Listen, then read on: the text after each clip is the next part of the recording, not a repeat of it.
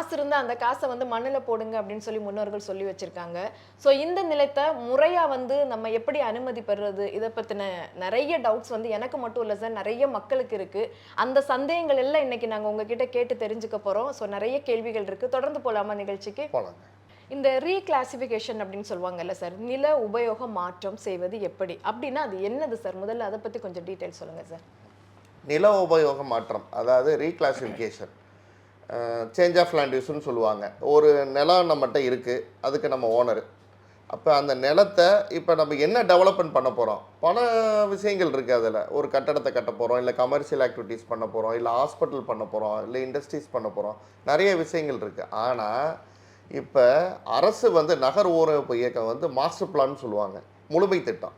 இந்த முழுமை திட்டத்தில் கொடுக்கப்பட்டுள்ள வகைப்பாடுகள் தான் இந்த ரீகிளாசிஃபிகேஷன் அப்படின்னு சொல்லக்கூடிய சேஞ்சஸ்.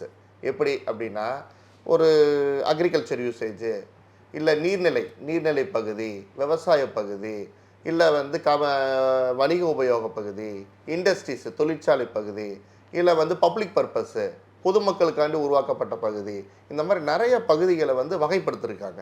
அது அப்ரூவ்டு. இந்த மாஸ்டர் பிளானுங்கிறது வந்து மாஸ்டர் பிளானுங்கிறது அப்ரூவ்டு. இந்த மாஸ்டர் பிளானில் நம்ம நிலம் என்ன வகைப்பாடில் இருக்குது, என்ன பகுதியாக வகுக்கப்பட்டுள்ளது, அதுதான் முக்கியம். இப்போ நேரடியாக நமக்கு வந்து ரெசிடென்ஷியல் யூஸாக இருக்குது, அதாவது வந்து குடியிருப்பு உபயோக பகுதியாக இருந்ததுன்னா நம்ம நேரடியாகவே வந்து மனைப்பிரிவுக்கோ, இல்லை நமக்கு வணிக உபயோக பகுதியாக இருந்துச்சுன்னா நேரடியாக நம்ம வந்து ஒரு வணிக உபயோக கட்டடங்களுக்கு அனுமதி பெற்றுக்கலாம். இல்லை இது வந்து அக்ரிகல்ச்சரை வச்சே பேசுவோமே, இப்போ வந்து அக்ரிகல்ச்சர் யூசேஜ், அதாவது வந்து விவசாய பகுதியாக இருந்துச்சுன்னா அதை நம்ம மாற்றணும். எப்படி மாற்றுறது அப்படின்னா, நமக்கு ரெவன்யூ ரெக்கார்ட்ஸ் ரொம்ப ரொம்ப முக்கியம். என்னது, நம்ம பேரில் நம்ம நிலத்துக்கு பட்டா வேணும், அதுக்குண்டான புல வரைபடம் வேணும். ஏன்னா புல வரைபடம் இருந்தால் தான் 4 மாலில் நமக்கு என்னென்னலாம் இருக்குங்கிறது தெரியும்.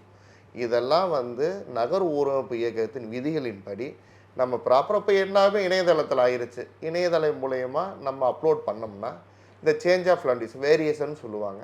இதை எந்த டிஸ்ட்ரிக்டில் நம்ம பண்ண போகிறோமோ அந்த டிஸ்ட்ரிக்டில் நம்ம வந்து அப்லோட் பண்ணணும். நீங்கள் அப்லோட் பண்ணதுக்கப்புறம் டிஸ்ட்ரிக்டில், அதாவது வந்து நகர் ஊரமைப்பு இயக்கம் மாவட்டத்தில் கூராய்வு செஞ்சு இடைநிலை செஞ்சு பேப்பர் பப்ளிஷ் பண்ணணும். பேப்பர் பப்ளிஷ்னால் என்னென்னா, ஒரு தமிழ் பேப்பர்லேயும் ஒரு இங்கிலீஷ் பேப்பர்லேயும் 30 நாட்கள் வந்து அதுக்கு டைம் ஃப்ரேம் இருக்குது. இது வந்து கவர்மெண்ட்டோட ரூல், நகர் ஊரமைப்பு இயக்கத்தில் விதியில் சொல்லப்பட்டிருக்கு.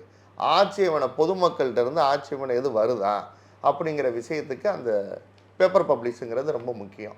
தமிழ் அண்ட் இங்கிலீஷு அது 30 நாள் முடிஞ்சதுக்கு அப்புறம் தான் மாவட்ட ஆட்சித்தலைவர்கிட்ட வந்து கோப்பு வந்து அனுப்பப்பட்டு, அந்த கோப்பு வந்து மாவட்ட ஆட்சித்தலைவரோட ஒப்புதல் பெறப்பட்டு இயக்குனருக்கு அனுப்பப்படும். இயக்குனரோட ஒப்புதல் பெறப்பட்டு செயலாளர் வீட்டு வசதித்துறை அவங்களுடைய ஒப்புதல் பெறப்பட்டு அரசாணை பிறப்பிக்கப்படும். அதான் ஜிஓன்னு சொல்லுவோம்.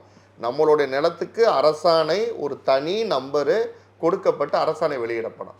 அரசாணை வெளியிடப்பட்ட பிறகு அதுலேயே சொல்லிடுவாங்க அரசிதழில் வெளியிடப்பட வேண்டும் என்று.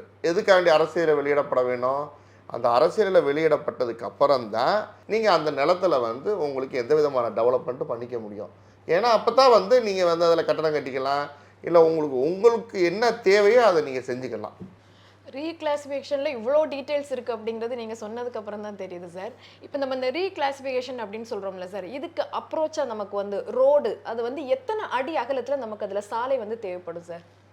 நில உபயோக மாற்றத்துக்கு முதல்ல வந்து அணுகு சாலை ரொம்ப ரொம்ப ரொம்ப முக்கியம். அதில் வந்து 7 மீட்டர்னு சொல்லி அரசு வந்து அதுக்கு விதிகள் உண்டு. இந்த 7 மீட்டரா 23 அடி அகல சாலை நமக்கு வரக்கூடிய நிலத்துக்கு அணுகு சாலையாக அமைய வேண்டும். அது இருந்தால் தான் நம்ம அடுத்த ஸ்டெப்புக்கே போக முடியும், ஒரு அனுமதிக்கே போக முடியும். அது முக்கியமாக நில உபயோக மாற்றங்கிறது வந்து ஒரு முக்கியமான, அதாவது நகர ஊரமைப்பு இயக்கத்திலேயே ரொம்ப ஒரு லென்த்தியான ப்ராசஸ்ஸு, அதே நேரத்தில் சுலபமாக வாங்க வேண்டிய ப்ராசஸ்ஸுங்கிறது வந்து இந்த நில உபயோக மாற்றம் தான். அதுக்கு அணுகு சாலை ரொம்ப முக்கியம். அந்த அணுகு சாலை வந்து 7 மீட்டர் 23 அடி அகல சாலையாக இருக்க வேண்டும்.